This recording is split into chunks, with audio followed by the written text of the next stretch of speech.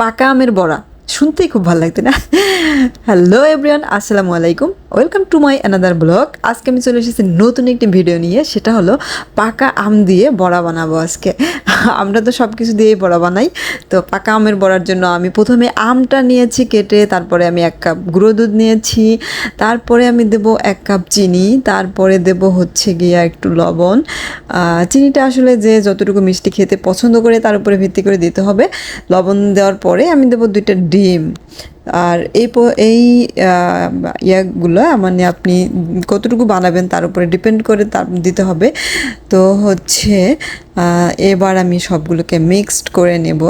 সবগুলোকে মেশানোর জন্য আমি আসলে হাত দিয়েই করতে পারতাম, বাট আমার হাতে একটু ব্যথা, যার জন্য আমি হচ্ছে এটাকে ব্লেন্ডারে হালকা একটা টান দেবো। এটাকে ওই রকম ব্লেন্ড করা যাবে না, কারণ এটার ভিতরে ডিম আছে।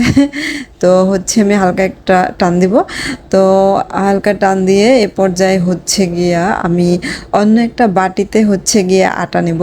আর আমি একটা ভিডিওতে দেখেছি হচ্ছে গিয়া সুজি তারপরে হচ্ছে আটা চালের গুঁড়া মিক্সড করে এটা বানানো হয়, তাহলে হয়তো বা আরও মজা হবে।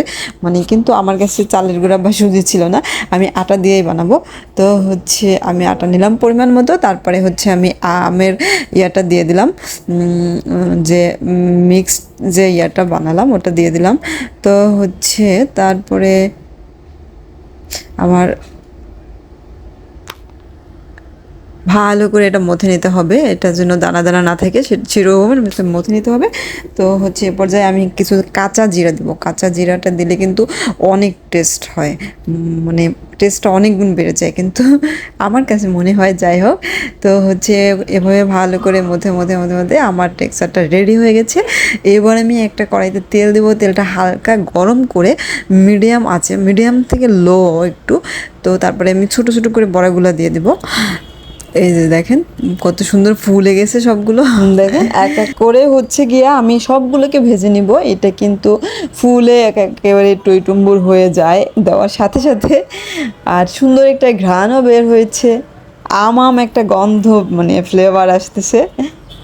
যাই হোক, বাকিটা সময় যেন মরণ আমার হৃদয় জুড়ে নামে অথই আধার,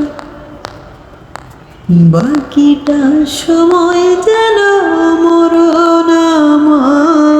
যাই হোক, আমি গান গাইতে গাইতে ভুলে গিয়েছিলাম যে এটাকে আসলে নাড়ার উপরে রাখতে হয়। এটাকে সবসময় নেড়ে চেড়ে তারপরে লাল করতে হবে, কারণ তা না হলে ভেতরে কাঁচা থাকতে পারে। তো হচ্ছে এই হচ্ছে আমার ফাইনাল লুক। দেখেন প্রত্যেকটা কিন্তু ফুলে টইটম্বুর হয়ে গিয়েছে এবং একটু সফট হয়েছে। তো দেখতেও কিন্তু খুব মাশাআল্লাহ ভালো লাগছে। থ্যাংক ইউ সো মাচ, আল্লাহ হাফেজ, বাই বাই, টাটা।